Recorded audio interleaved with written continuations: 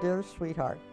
Well, honey, another weekend is about to come to an end. Nearly 70 years ago, Agnes Coomes relied on a pencil. I love you so very much.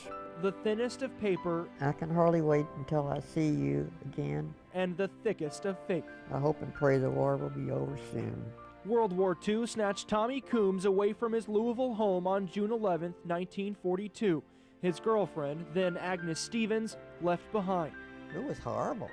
Of course, I didn't think he was going to be gone 3 years, you know, golly. But that's the way it happened. Tommy repaired airplane radios for the Army in England, some 4,000 miles away. They didn't have each other. They did have their words. Agnes and Tommy used them to write a letter to each other every day they were apart. 3 years, 3 months, and 4 days. I think he was so far away, and I never knew if I would ever see him again, you know. It was a change day by day. If they get bombed or something, you know, you just never know. That's my lipstick. Agnes kissed each letter with bright pink lipstick, hoping Tommy would read it and kiss back. She signed off the same way every night. Yours forever, Agnes.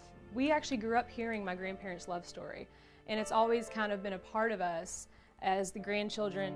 Remember one day we were walking through 21st Street.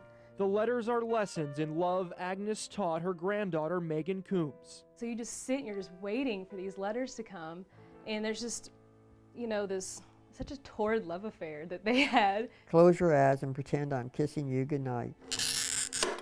Meghan began to craft her grandmother's love story into jewelry.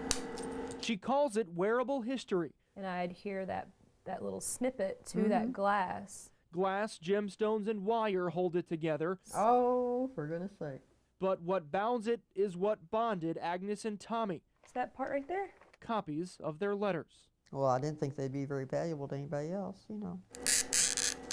And so if this is a way to commemorate my grandparents and their love story and all the other love stories that are similar to that, of that generation, then I think it's a tangible piece of history, like art, I guess.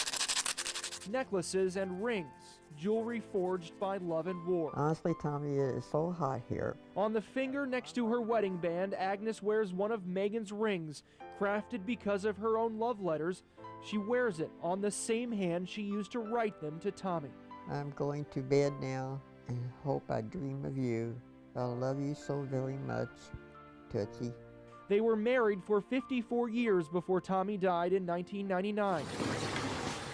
Agnes is now 89 years old and has lived for nearly 13 years without him. I am so lonesome. It would be wonderful to be with you again. The love Agnes shared is the same love Meghan crafted into jewelry.